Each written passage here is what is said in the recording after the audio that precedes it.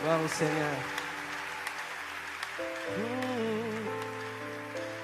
Je bénis Dieu pour votre présence en ce lieu ce matin. Je crois que le Seigneur a prévu de nous faire du bien.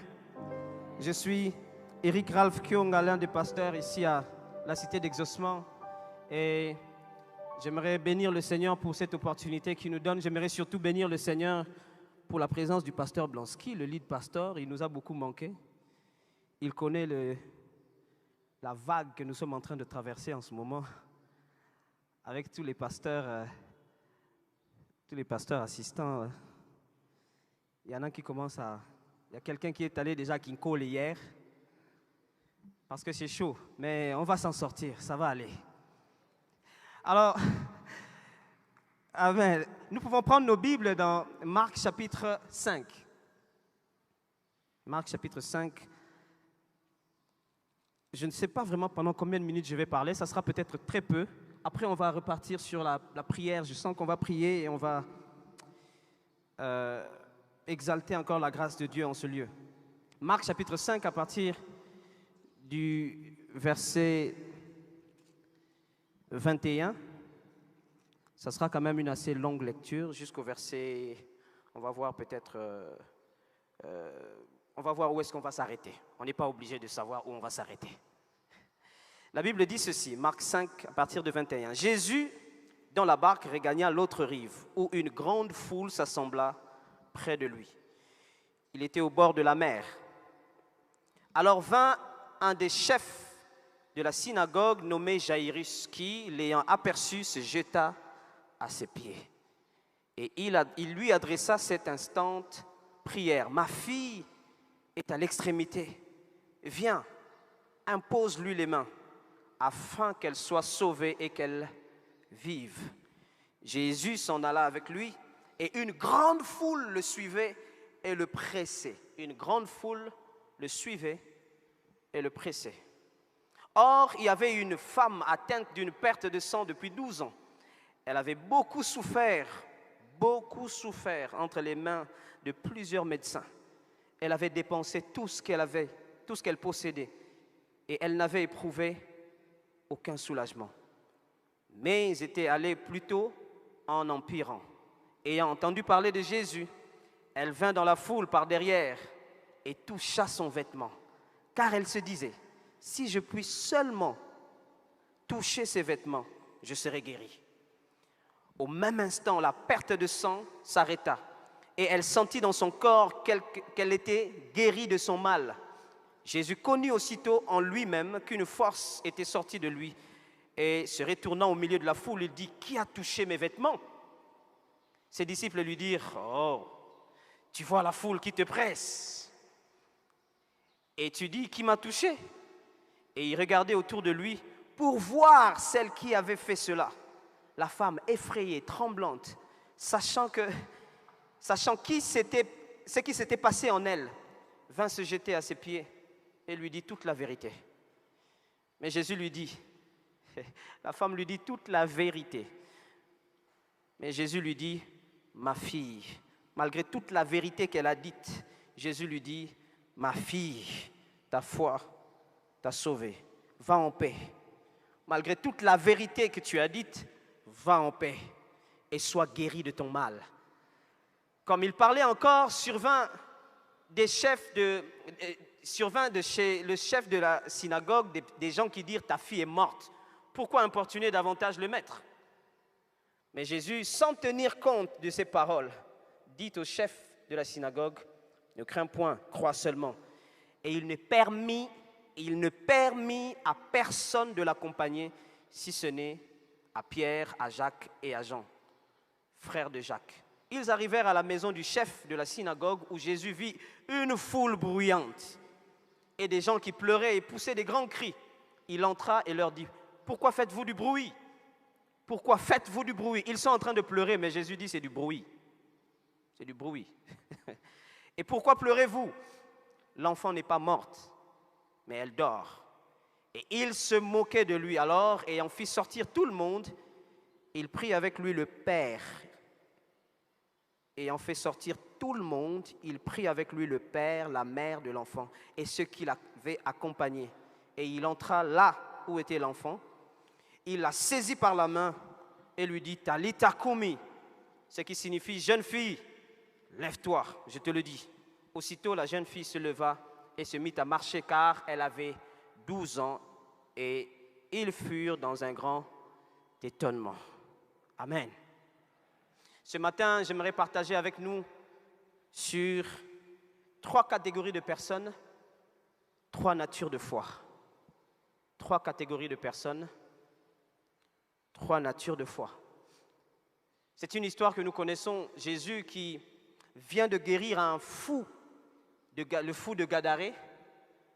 Et la guérison de Jésus a créé une instabilité économique dans cette zone-là.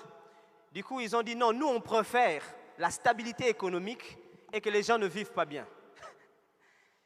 Vaut mieux qu'on ait plus de fous, plus de malades, mais tant que notre économie va bien, on est bon. Donc toi, tu vas venir nous perdre ici, là. Vaut mieux que tu partes.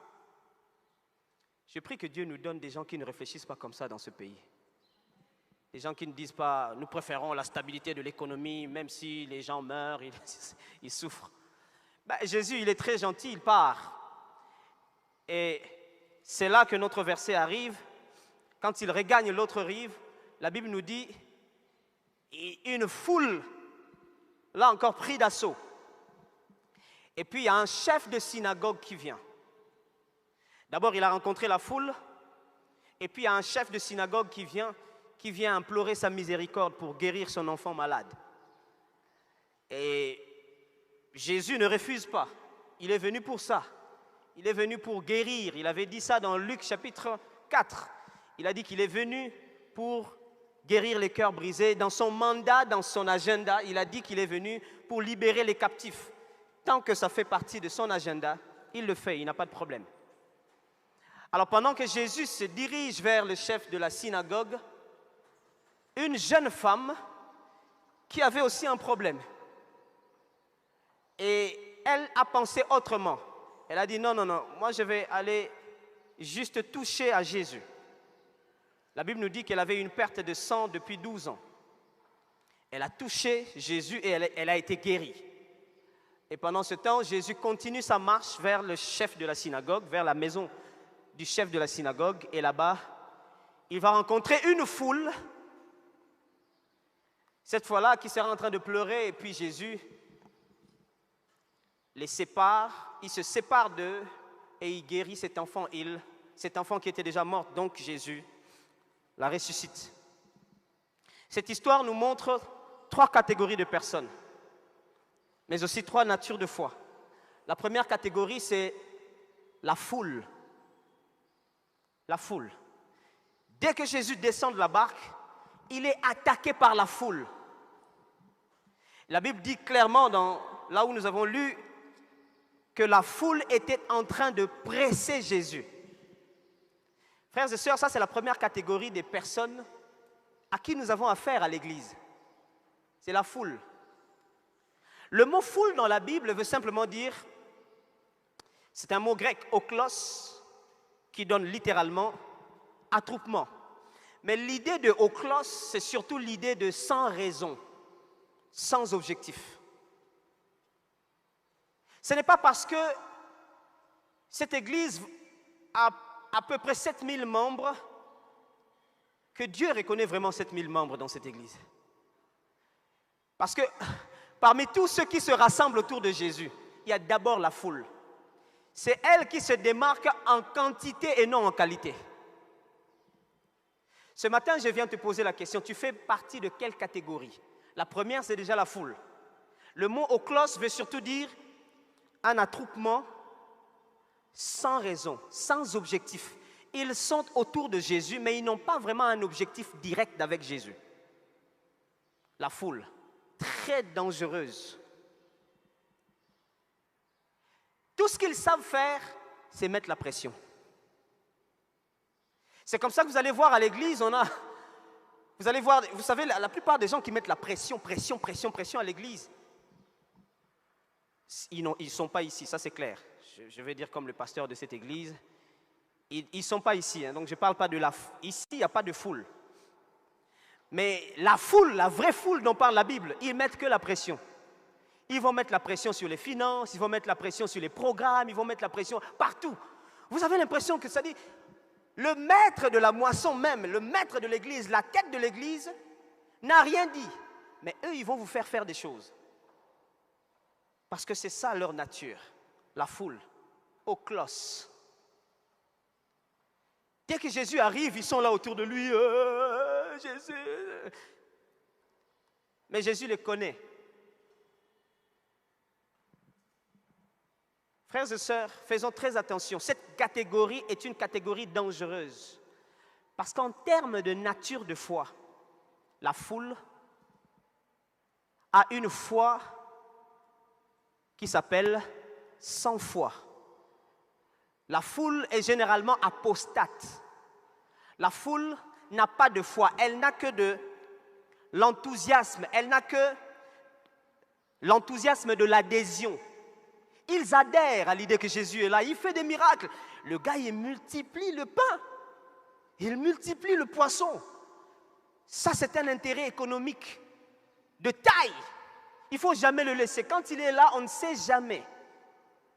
C'est ça le langage de la foule. On ne sait jamais. Vaut mieux être à côté. Il y a des gens qui viennent à l'église parce qu'on ne sait jamais. Notre famille est maudite. On nous a dit que nous avons des problèmes au niveau de la famille, tout et tout. Alors, laisse que tous les membres de... Venons à l'église, on ne sait jamais. La foule, c'est ceux qui sont là à tous les programmes de l'église. Quelquefois, ils sont même capables de casser la porte, là. Parce que c'est la pression, on veut Jésus, on veut Jésus, on veut Jésus. Mais il faut juste gratter dans les cœurs, là. Gratter, gratter, gratter. Vous ne trouvez pas la foi, vous allez trouver autre chose. Vous allez trouver la peur, vous allez trouver l'intérêt pécuniaire, vous allez trouver autre chose. Vous ne savez pas ce qu'il y a dans les cœurs de tous ceux qui se réunissent autour de Jésus. Surtout quand ils font pression. Parce que ceux qui sont dans le vrai besoin, ils ne font pas pression. Ceux qui sont dans le vrai besoin, ils viennent voir le maître. Alors frères et sœurs, quelle est votre catégorie? Cette première, la foule n'a pas de foi. Elle ne fait que mettre la pression. Elle ne sait même pas où va Jésus. La foule est prête à aller aveuglement derrière Jésus, n'espérant absolument ne rien avoir. Ils ne savent pas. Jésus va où? Il va chez Jairus. Oh, on y va. C'est-à-dire qu'ils sont prêts à tout. C'est comme ça que vous allez voir. De plus en plus, lorsqu'une église ou bien un homme de Dieu est reconnu avoir une certaine capacité d'opérer les miracles, d'opérer de ceci, tout de suite vous avez une foule. Mais l'objectif qu'il y a dans le cœur de chacun, il n'y a que le Saint-Esprit qui peut le connaître. La foule. Jésus rencontre la foule ici. Vous savez ce qu'il fait? Si vous êtes de la foule, Jésus fait exactement ce qu'il a fait dans le verset 40. La Bible dit quand il arrive, d'abord avant qu'il n'arrive chez Jairus, il y a des gens qui sont venus de chez lui pour lui dire que papa, finalement, l'enfant est mort. Ça ne sert plus à rien. Ne va plus chercher loin, n'importune plus le maître, là c'est fini. C'est ça la foule. La foule vous dit quand c'est fini. La foule vous dit quand il n'y a plus rien à espérer. Quand il y a à espérer, ils n'ont pas d'intérêt de vous dire qu'il y a encore à espérer. Hein. La foule vous dit, ben écoutez, ce pays, comme j'étais avec un motard qui me disait, non papa, tu sais quoi, non, ce pays, il faut qu'on donne ça à un blanc seulement qui dirige. C'est ça la foule. Il vous montre à quel point vous êtes désespéré. Franchement, quelqu'un qui vient chercher la solution, vraiment. Vous venez lui dire, ça ne sert à rien, l'enfant est déjà mort. Attendez au moins qu'il arrive à la maison, il peut faire une crise. La foule s'en fout. C'est la foule. Ils s'en foutent. Eux, c'est la pression. Le jour où Jésus leur a dit, bon, ok, vous me suivez, c'est très bien, mais il faut manger mon corps et boire mon sang. Bon, là, parce que justement, ils n'ont pas d'objectif. dès qu'ils doivent faire un grand sacrifice, c'est là que vous savez exactement pourquoi ils étaient venus. C'est comme ça que ça... Campagne d'évangélisation, il y a une foule. Mais quand il faut jeûner 24 jours de suite, et surtout on ne dit pas de concession. Bon, moi le médecin avait dit, mais le médecin n'a pas dit quand je venais mettre la pression. Il n'y avait pas de restriction pour mettre la pression à Jésus. Tout le monde, vous vous imaginez quelqu'un une seule personne, mais tout le monde est là. Là, le médecin ne dit rien. Mais quand il faut boire le sang et manger le corps, il dit, bon, ok, là, il faut qu'on examine. La foule commence à examiner quand il faut faire un sacrifice. C'est là que le sens de l'examen commence à arriver. Ok, et puis tu n'es même pas sûr qu'ils vont adhérer.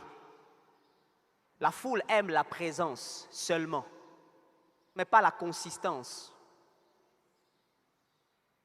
La foule, c'est la quantité seulement, pas la qualité. C'est ça la première catégorie. Quelle foi manque de foi? Incrédule. Jésus arrive chez Jaïrus. Il trouve une foule en train de pleurer. En fait, la culture juive dit qu'en ce moment-là, ils engageaient des pleureuses. La culture des pleureuses a commencé depuis longtemps. Des pleureuses professionnelles. Parce que quand elles pleuraient, leur façon de pleurer apaisait la famille. Je n'ai jamais compris cette affaire. Vous avez déjà vu ces genres de personnes, ils viennent dans votre... Ils pleurent et toi tu arrêtes de pleurer. Toi-même, le frère du frère, l'enfant de la mère, mais quelqu'un d'autre pleure et... C'était ça leur rôle. Ils avaient une façon spéciale de pleurer pour apaiser ceux de la famille. Alors Jésus vient, il les trouve... Vous savez quoi? Jésus appelle ça du bruit. Du bruit. La foule, quand elle pleure, ce n'est pas parce qu'elle veut ton bonheur. Pas du tout. La foule, quand elle pleure, c'est parce qu'il y a un intérêt derrière. On raconte l'histoire d'un Congolais, d'une Congolaise en France. On nous dit qu'elle avait épousé un blanc. Et puis après, la foule congolaise était derrière elle. Le blanc n'a jamais eu d'enfant. Maman, Yébéla. Fais attention, c'est le moment de commencer à préparer la retraite. Et puis le monsieur était malade. Les Congolais étaient là pour consoler la dame. Hein? C'était une dame connue dans le monde de la musique. Non, maman, tu vois vraiment ton mari, on va y prier même avec elle. Mais tout en lui disant... Et puis le monsieur est décédé. Ils sont venus, pagne, uniforme. Non, les Congolais, ils sont terribles. Nous sommes terriblement bien. À l'étranger, hein, mais pagne, tout et tout, effigie, oh, des pleureurs. Mais, Antique Testament, c'est-à-dire pendant qu'ils pleuraient, ils se posaient aussi la question, oh, vraiment. Et puis ils attendaient, vous savez, là-bas, c'est le juge qui doit dire le dernier mot. Et puis le juge a parlé. Le juge a dit, le monsieur a laissé le testament et dans le testament qu'il a laissé, il n'a rien laissé à la femme. C'est sur le champ même qu'ils ont commencé à insulter et à jeter des pierres. Je ne sais pas moi, les Congolais, ils trouvent des pierres même là où il n'y a pas de pierres. Ils ont saccagé la maison du monsieur. Ah, ils ont commencé à insulter. Pourquoi? La foule ne pleure pas vraiment par compassion. Jésus qui a compassion dit, ça c'est du bruit. Ils ont commencé à se moquer de lui. Finalement, qu'est-ce que vous voulez? La solution ou pas? Jésus vient. Le Père est allé implorer Jésus. Jésus vient. C'est ça la foule. Oh, la pression. Mais quand il faut arriver aux choses sérieuses, elle se rétracte. Non, non, non. Là c'est... Non, non, non, non, non. Elle aime bien quand le prophète est là, il est en train de prophétiser. Oh, alléluia!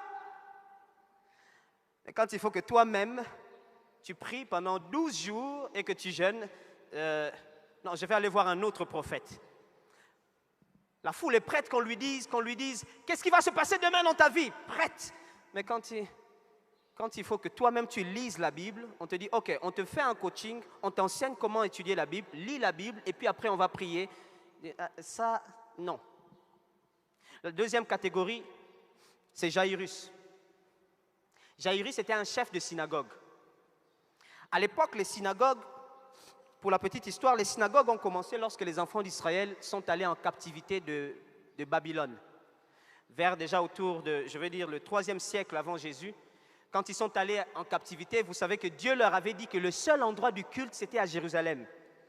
Quand ils arrivent en captivité, ils n'ont plus d'endroit de culte, parce qu'ils savent qu'ils doivent respecter à la lettre la loi. La loi a dit, on ne célèbre pas le culte ailleurs. Le culte, c'est à Jérusalem. Or, Jérusalem est saccagé. Nebuchadnezzar, comme vous le connaissez, a rasé le temple, il a détruit le temple et a déporté le peuple. Alors là où le peuple était, il était malheureux. Mais le peuple s'est dit, on va garder quand même une habitude, celle de lire la Torah, celle de prier. Les offrandes, on ne peut plus. Les sacrifices, on ne peut plus. Jérusalem n'est plus. Mais on peut au moins implorer la miséricorde de Dieu. Alors, ils ont commencé à se rassembler, même à l'étranger. C'est ce rassemblement-là qu'on appelle la synagogue. Ils ont commencé après à construire stratégiquement les synagogues, mais à la base, c'est d'abord l'assemblée. Alors, ce qu'ils faisaient là-bas, c'était lire la Torah et puis prier, expliquer la Torah, la loi de Moïse. Alors, un chef de synagogue, c'est comme un maître de culte dans la synagogue. C'est un peu comme je ne sais pas moi ici, c'est comme ceux qui gèrent le culte ici. C'est un conducteur de culte, mais c'est aussi surtout la personne qui fait le programme. Ici chez nous, quelquefois, c'est généralement le lead pasteur qui décide, il y aura tel à tel jour, il y aura tel à tel jour, il y aura tel à tel jour. Je ne dis pas que notre lead pasteur est Jairus, pardon.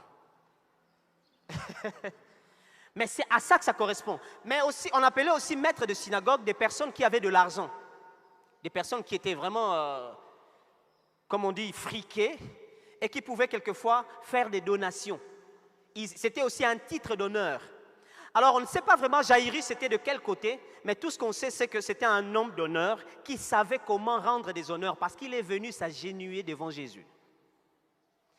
Il connaissait la notion de l'honneur. Mais Jairus, c'est aussi celui qui connaissait bien la loi, les amis. Jairus, malgré tout ce qu'il connaissait de la loi, a compris qu'il était devant un fait que la loi ne pouvait pas résoudre. Il était là devant un problème que sa maîtrise de la synagogue ne pouvait pas résoudre. Il vient voir le maître. Il vient s'agenouiller devant le maître, devant Jésus. Et il implore Jésus. Mais quelle est la nature de la foi de Jairus?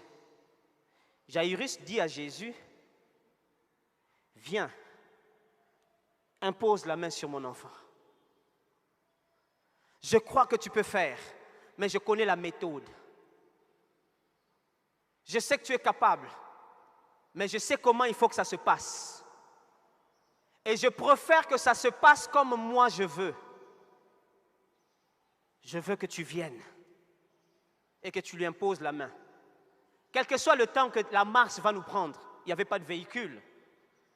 Et avec la foule, ils ne pouvaient même pas prendre des chevaux. Et en plus, les chevaux, c'était coûteux. Même s'il fallait prendre l'âne, ça revenait au même. Mais il dit, viens. Ça, c'est le légalisme. Jairus est l'image du légaliste. Il connaît la loi. Il a compris finalement que la solution n'est qu'en Christ. Mais Christ doit passer par ma méthode. Il y a dans l'église les gens qui viennent, ils croient, ils sont différents de la foule. Ils croient vraiment en Christ. Mais ils croient surtout en Christ dans leur propre méthode. Ils croient que Christ peut faire, mais il fera comme moi je pense. Il faudra que le pasteur vienne à la maison, qu'on lui fasse à manger. On fera comme ça s'est passé à l'époque d'Abraham. Quand il va manger, certainement que la nourriture va faire quelque chose dans son ventre, il va prononcer des paroles. Je sais comment ça va se faire. J'aimerais dire une chose, les méthodes ne sont pas mauvaises tant qu'elles viennent du maître.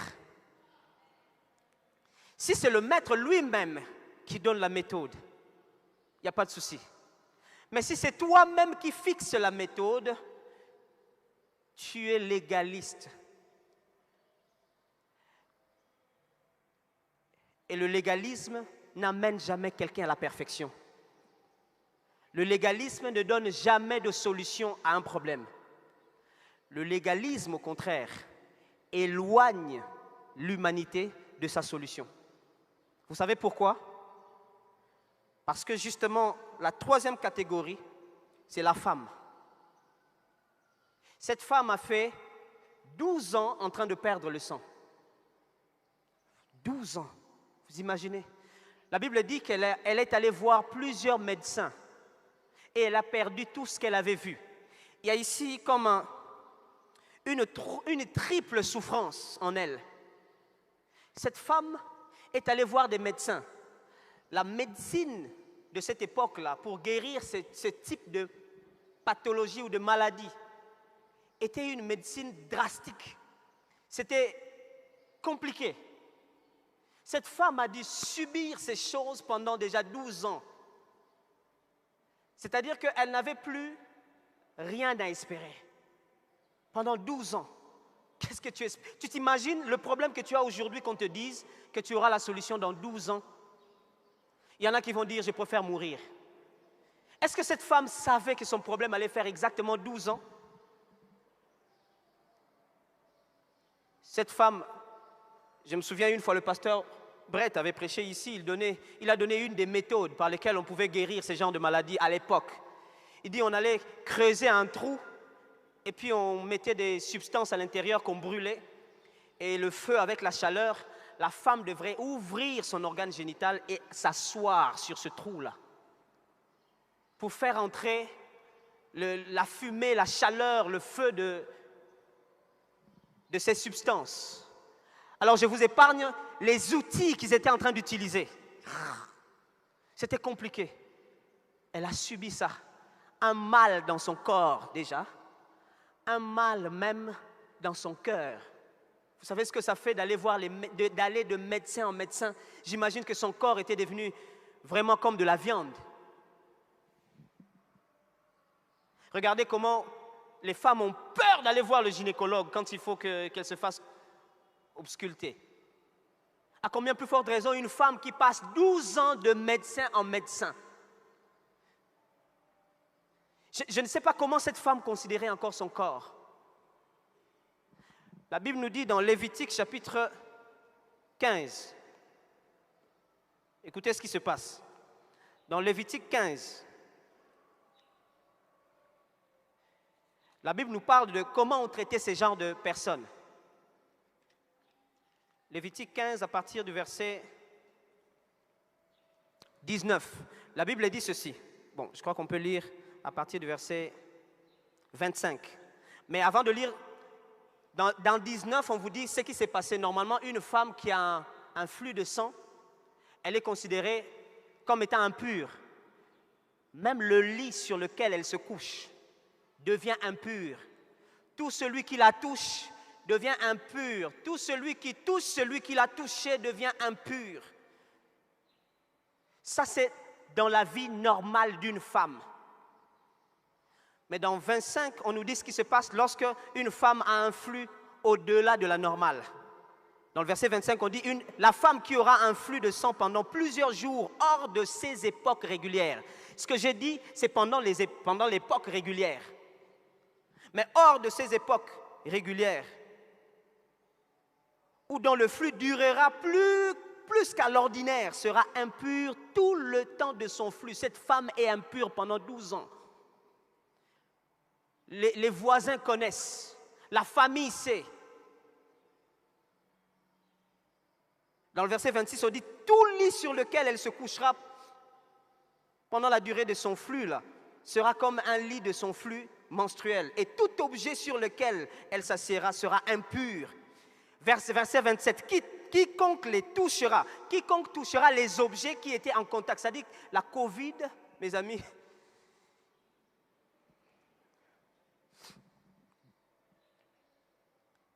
la Covid, ça va encore, on sait que ce sont des fièvres. Mais là, on sait qu'il y a un problème avec le sang, quelque part, dans une zone sensible.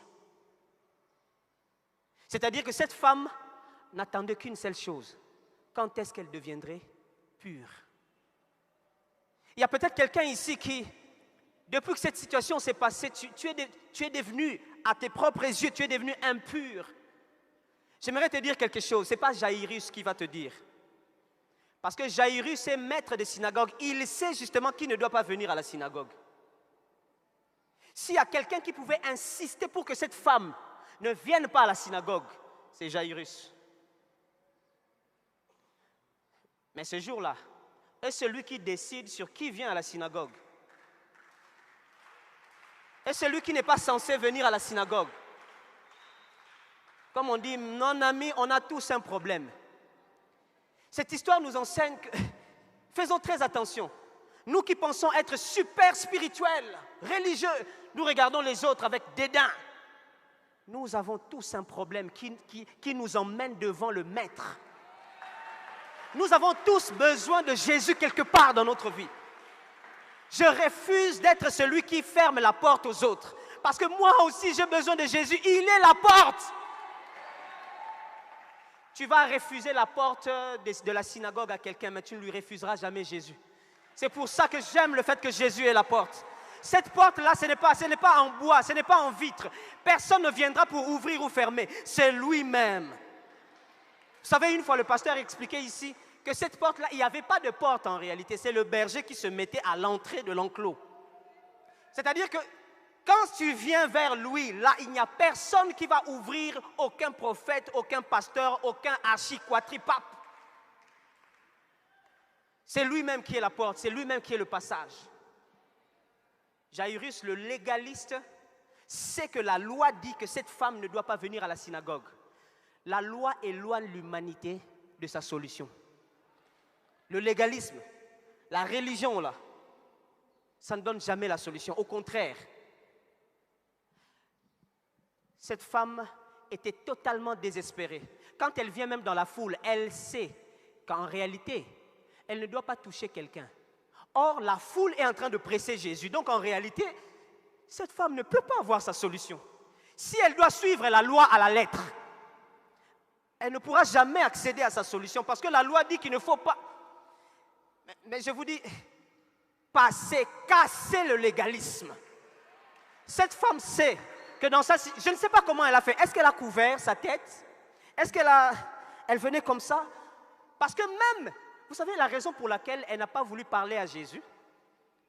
Parce qu'elle sait que, elle sait que peut-être que Jésus risque de... Ah, c'est ton impureté, ok. Tu dois être loin de moi. Elle sait ça. Elle dit, ok, je ne sais pas comment Jésus va réagir. Je ne sais pas quelle est la théologie que Jésus va me donner sur cette affaire. Mais je sais une chose, lui, il est.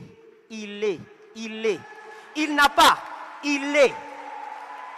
Cette femme savait que Jésus est. Frère, ma soeur, tu n'as pas besoin d'abord de tous les cours de théologie. Tu as besoin de savoir qui est Jésus pour toi. Tu as besoin d'avoir une révélation sur Jésus. Ne te casse pas d'abord la tête. Cherche-le. Cette femme savait que Jésus n'a pas, il est. Je n'ai pas besoin de lui demander, donne-moi comme les autres. Les autres disent, donne-moi, donne-moi. Il dit, non, moi je sais que lui, il est. Cette femme ne devait être en contact avec personne. Elle le sait très bien. Ma soeur, tu sais très bien que tu dois être en contact avec personne. Mon frère, tu sais, quand tu regardes ton état, tu ne sais même pas venir parler à l'église. Parce que c'est compliqué. Je ne sais pas qui a mis c'est compliqué sur Facebook, mais il existe des vrais c'est compliqué. Comme c'est compliqué de cette femme. Cette femme, je ne sais pas si elle pense même que, bon, Jairus, si elle me voit, il risque de... Parce que le légaliste, le religieux aussi est venu avec son problème. Là où le religieux dit, Jésus vient dans ma maison, ma méthode. Cette femme dit, je ne cherche pas d'abord la méthode, je vais d'abord vers. Le légaliste ne comprend pas que Jésus est déjà venu pour. Il n'a plus besoin de venir. Il n'a plus besoin de se déplacer. Il est déjà venu. La femme a compris que je ne peux même pas l'inviter dans ma maison. Parce que s'il vient dans ma maison, il est écrit que tout celui qui touche ce que moi je touche devient impur. C'est-à-dire que pour moi, là, c'est aujourd'hui ou rien. J'imagine combien de minutes ça lui a pris de réfléchir comment je ferai pour l'atteindre alors que la foule est là. Chers frères, la foule, laissez-nous la route vers Jésus, pardon. Chers frères, ados, enfants, la foule, laissez-nous la route. Il y a des gens qui ont des vrais besoins. Ce n'est pas ceux qui mettent la pression, frère. Quelquefois, j'ai pitié quand je vois des gens mettre la pression. Non, je vais voir le pasteur, je vais voir le pasteur. Cette église, le pasteur ne reçoit pas. Je ne dis pas que tu es la foule, je ne dis pas. J'ai donné un exemple seulement. Ça peut être la foule. Non, mais comment ça se passe ici? Moi, je veux ceci, moi, je veux cela. Il y en a pendant ce temps que toi, tu es en train de râler là-bas au bureau. J'arrive à voir le pasteur. Il y en a qui regardent et disent, si seulement dans ce culte-là, je peux saisir ce moment d'adoration-là. Il y en a qui disent, si seulement je peux mettre mon pied dans ce temple pendant le moment du worship room. Si seulement je peux mettre mon pied là-dedans pendant jeudi et toko. Ça, c'est la foi de Hébreux, chapitre 11. La foi est une ferme assurance. Ce n'est pas une assurance que quelqu'un d'autre doit avoir pour toi. C'est l'assurance de toi-même. Et comme tu es rassuré, tu décides de démontrer ça. Comme si il était écrit exactement comme ça. Nous avons encore la Bible. Cette femme ne connaissait pas Hébreu. Pas du tout.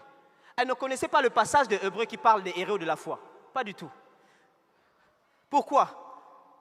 Le besoin. Il existe des besoins dans notre vie qui nous font découvrir des choses de la parole de Dieu, même avant les avoir lues. Si seulement la soif dans le cœur ne passe pas par une certaine méthode, mais ça se dirige, ça se focalise vers la personne de Yeshua. Cette femme est allée voir Jésus. Elle est allée toucher Jésus. La Bible dit, elle est allée. Elle a touché seulement le vêtement de Jésus.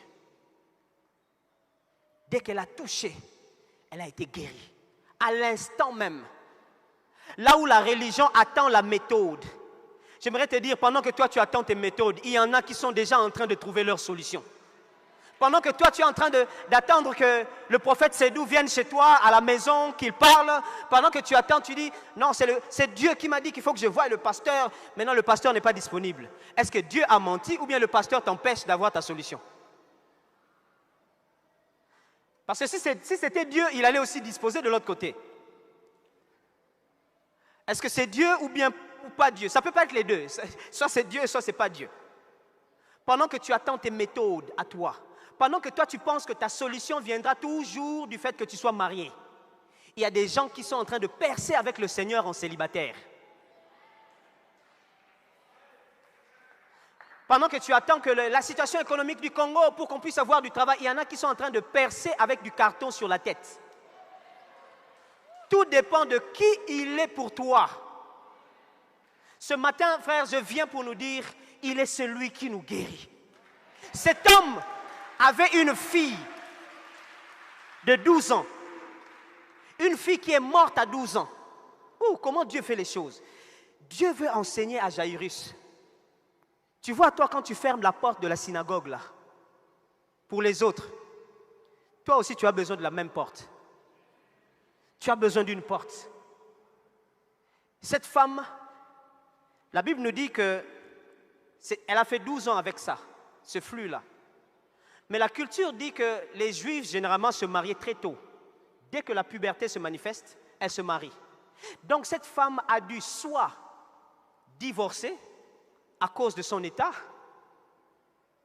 soit elle ne pouvait absolument pas espérer au mariage.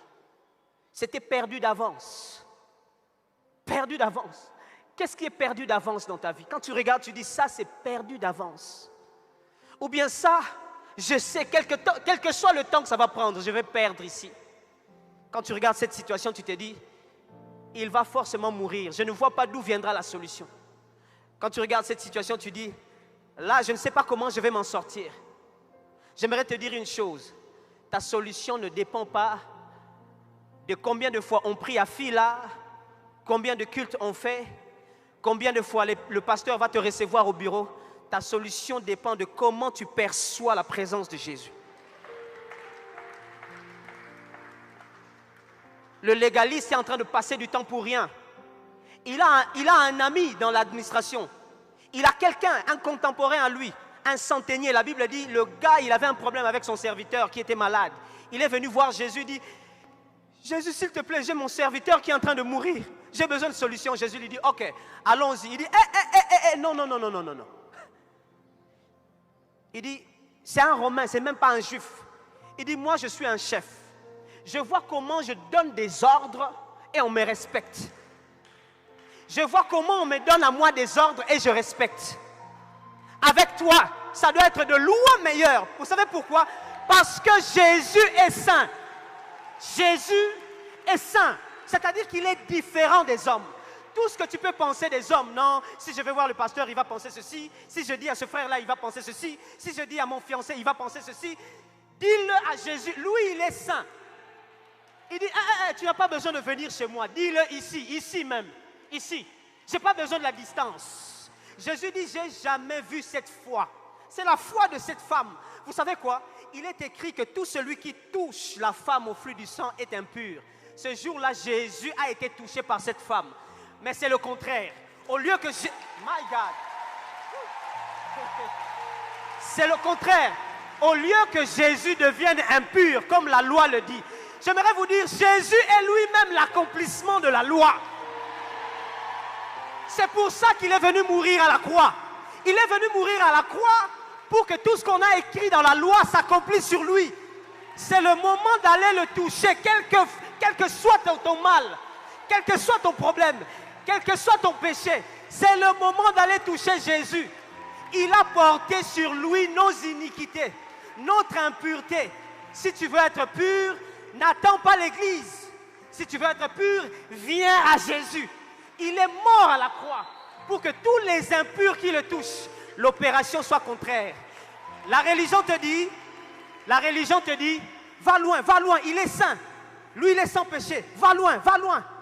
La voix du diable te dit, va loin. Jairus te dira, ne viens pas ici.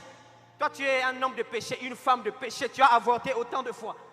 Tu as tué autant de maris. Ne viens pas ici. Ici, c'est saint, tu risques de salir. Mais Jésus dit, viens justement. Parce qu'au lieu que tu salisses la robe de Jésus, c'est la robe de Jésus qui te donne la sanctification.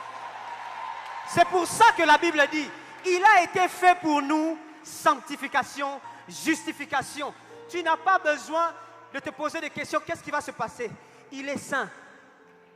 Si tu as besoin de couleur, je ne sais même pas quelle couleur je vais donner à la sainteté de Jésus. Mais si c'était blanc, c'est tellement blanc que le noir de ta saleté ne pourra jamais se faire voir à un endroit sur sa robe.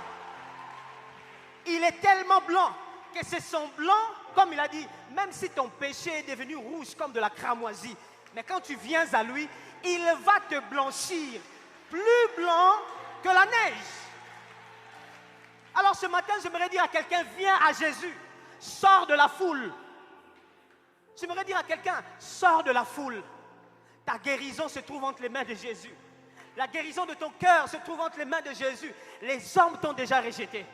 Même l'Église t'a déjà rejeté. Parce que nous voulons quand même une certaine propreté ici. Toi, tu ne l'es pas. Aujourd'hui, je te dis, tu as l'occasion. Tu as l'occasion de venir toucher Jésus. Il est celui qui te guérit. Et toi qui es devenu légaliste, professionnel à savoir ce qui ne va pas chez les autres, tu sais exactement comment ça commence, comment ça finit. Sors du légalisme. Sors du légalisme. Sors de tes méthodes. Tu es en train de perdre le temps.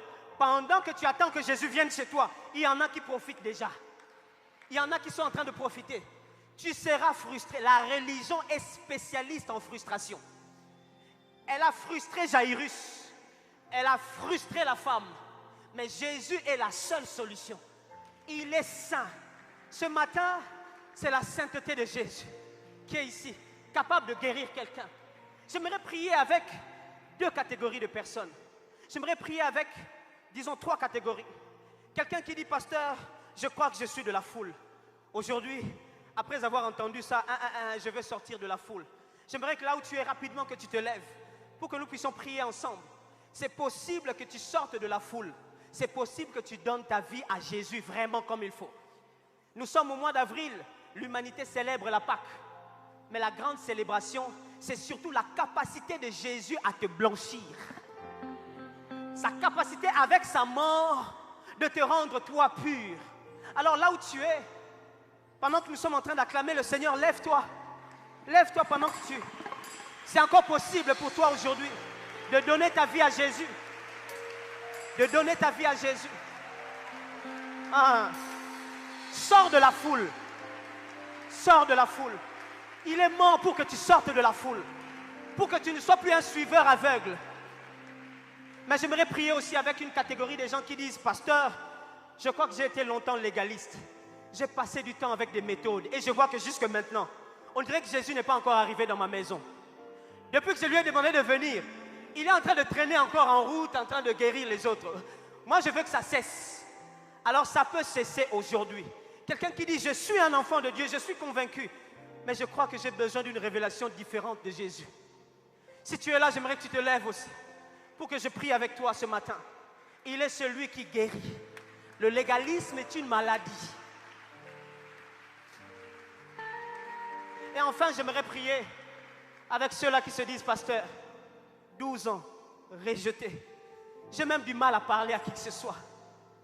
J'aimerais que pasteur Blanski, je sais que ce n'était pas prévu, mais j'aimerais que tu viennes prier en tant que le lead pasteur de cette église, que tu viennes prier pour ces catégories de personnes. J'aimerais que cette femme, cet homme qui se dit, je suis impur, je ne sais même pas comment je vais faire. J'aimerais que tu te lèves là où tu es. Il y a une guérison de Dieu ce matin. Ça va cesser, ça va s'arrêter aujourd'hui. Au temps d'avortement, les hommes ne m'estiment plus. J'ai l'impression d'avoir perdu toute valeur. Mais j'aimerais te dire, écoutez ce qui s'est passé. Pendant que cette femme est appelée impure par la loi, Jésus était en train de s'apprêter à l'appeler ma fille, ma fille, ma fille. J'aimerais te dire que tu es la fille de Dieu. Tu es le fils de Dieu. Peu importe le nom que le monde te donne, lui il t'appelle ma fille. Lui t'appelle mon fils. Tu as intérêt à venir. Je suis le Dieu qui